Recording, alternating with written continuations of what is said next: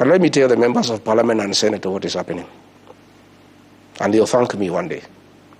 I know William Ruto, like the back of my hand. I stayed with him. This is what is happening. Most of these senators and members of parliament, except from Rift Valley, know that William Ruto is done his one term. And they know if they are in UDA, they will be sent packing. So they have been talking in bars, in social places, saying we are with Ruto to get what we can. Next year, we'll defect. They have been saying we are waiting for the last budget. Once we get our projects, we'll have to align with the people, because if we go in UDA, we shall not be elected. William Ruto said he is a consumer of raw intelligence. He monitors all these MPs. You can ask me, I was his deputy. He has a file on each one of them. All this money he was bribing them, he has recordings. Ask me, I was his deputy.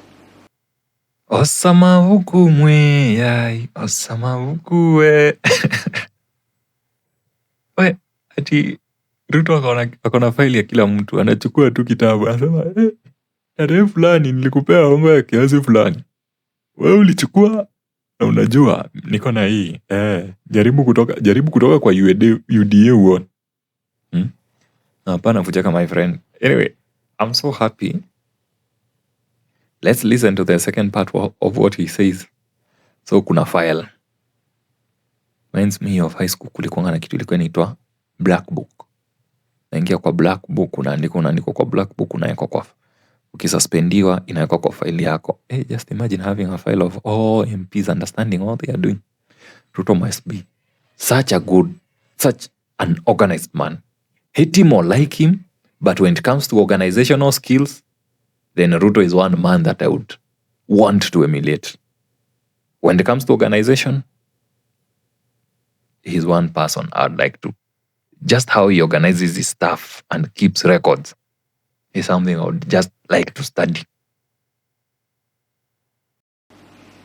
There is another senator who went to collect some money from some businessmen from Nakuru. I've even seen the video. You know, he has all these recordings for all these bribes, for all these things the MPs have been doing. William Ruto is a smart man. He knew one day these guys can shortchange him and they can abandon him. So he knows that next year there will be mass exodus. So this multi-agency team he has formed is to collect evidence and create files on all leaders in Kenya. And he'll call them one by one. I hear you want to leave UDA and go to DCP and go to Wiper. This is your file. Try. Next week you are in court. Same for governors, same for everybody. Why would William Ruto want to take over investigations? He said when he formed the government that he'll make sure the National Police Service is independent. He'll give it money. He'll make sure judiciary is independent. He'll make sure the DPP is independent. Today he is saying he wants to form a multi-agency team under the office of the president to deal with corruption.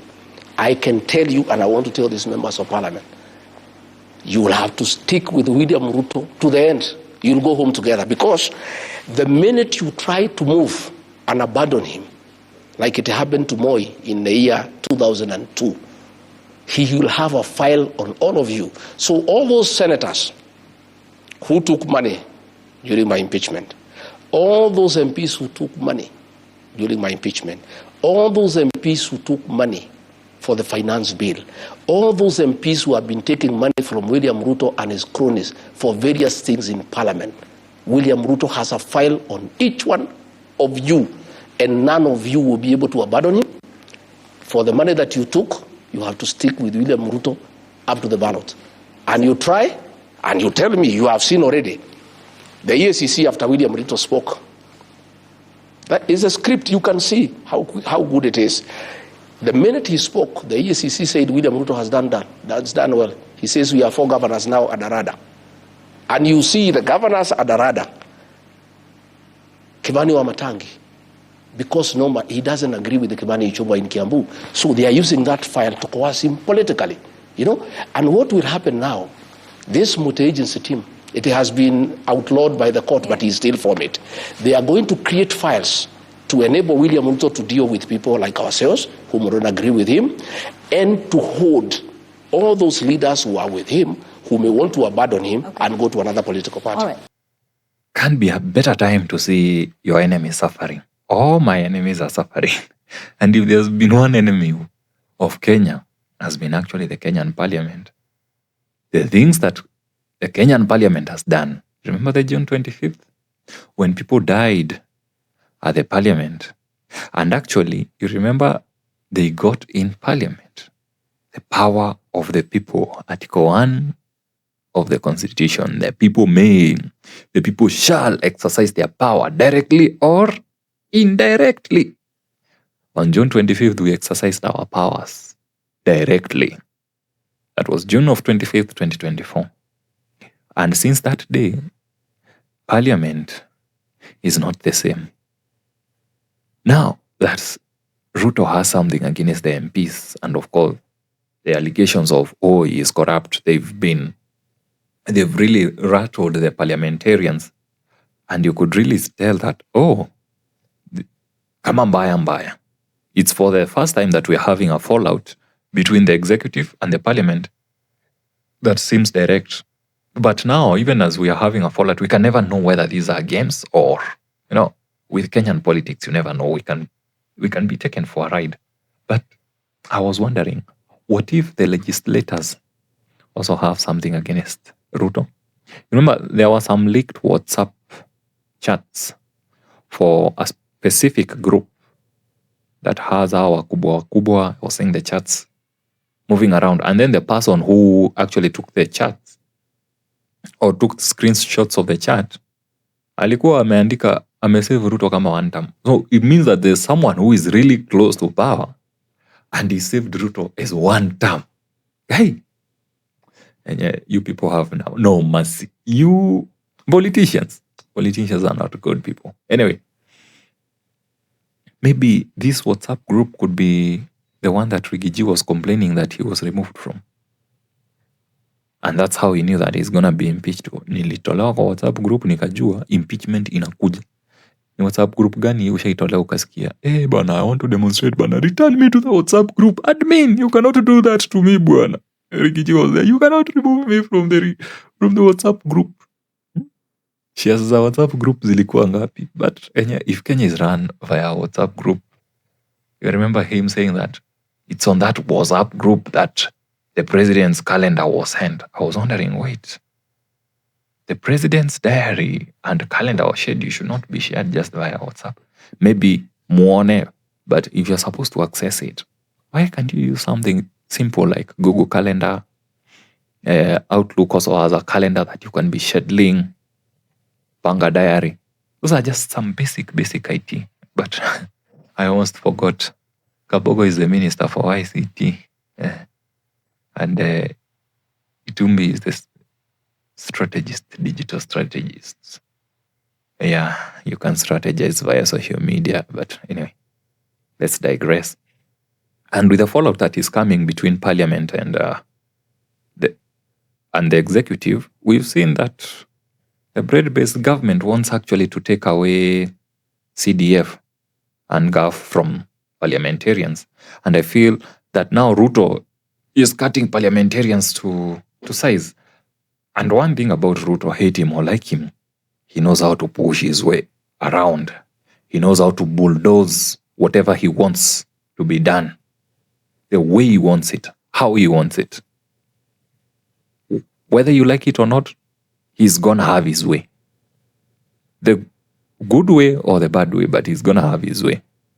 So if you ask me, between Ruto and the MPs, who will win? I think Ruto wins against the MPs hands off, because MPs are some of the most hated people. Actually, if you would ask me, I think Ruto, citizens would hate parliamentarians more because they are not doing their job. Parliamentarians are hated more than Ruto in actual sense. And most of them are dismissed because, as we were saying, June 25th took away their credibility. But how I really wish the push that Ruto is having against the CDF, and also with Raila's backing, I really wish that was the same vigor that they had for the implementation of the constitution. But anyway, one of the things that we looked forward after Rigathi came back was that he would actually try to substantiate on the Al-Shabaab claims. Remember, he said that the president had met Al-Shabaab leaders in Mandera, and that was like, wow, where did that come from, Rigathi? Rigathi is a person who talks a lot. For me, if you were to ask me, sometimes your greatest skill can be your greatest undoing. And while Rigathi is a good orator, sometimes it borders between a masterclass of a speech and verbal diarrhea. And at times it becomes verbal diarrhea, but sometimes he makes some serious allegations. I remember the first time that he said that Ruto was directly linked to Hemedi, the RSF leader from Sudan. Those were some really scary news that I got shocked, and I was wondering, how would you make such a serious allegation? In his interview, he didn't actually substantiate the claims because he said that the investigations were not launched by Kenyans, but he will help the US government, who are the ones who are investigating. He had been threatened to be arrested in Nini, but of course nothing happened. But on his coming back, we could see that goons did a goon job of disrupting his trail. And of course, you don't just come back and, bana, si hata kama ulikuwa safari ya ndege ya over 10 hours, si hata unafika unapumzika jamini. Ama alikuwa melala kwa first class, so he can't relate to jet lag na nini. Well, we don't want to see goons disrupt meetings, but you don't need to have all that flamboyancy. You're back, you're the best thing that has ever happened to Kenya after sliced bread. Not really.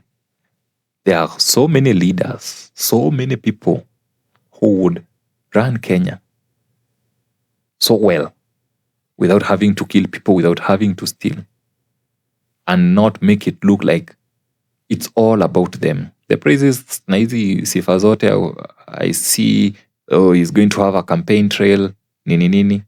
It's all just clout. I don't think that they have the best interest of the citizens at heart. And of course, when it comes to the government, when you're opposing the government, you automatically have a punching bag. Because even when the government does not wants to do the right thing, there will always be something wrong to criticize. And so Rigathi might confuse his popularity by thinking that he's actually popular. But if you ask me, I would tell you, Rigathi is not popular. But Ruto's unpopularity makes him popular.